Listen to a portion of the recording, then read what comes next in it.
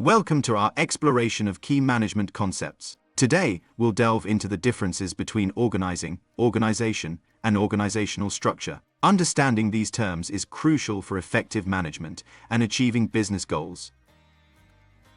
Organizing involves arranging resources like human, financial, and physical assets to meet organizational objectives. It's a dynamic process that ensures resources are used efficiently to achieve desired outcomes.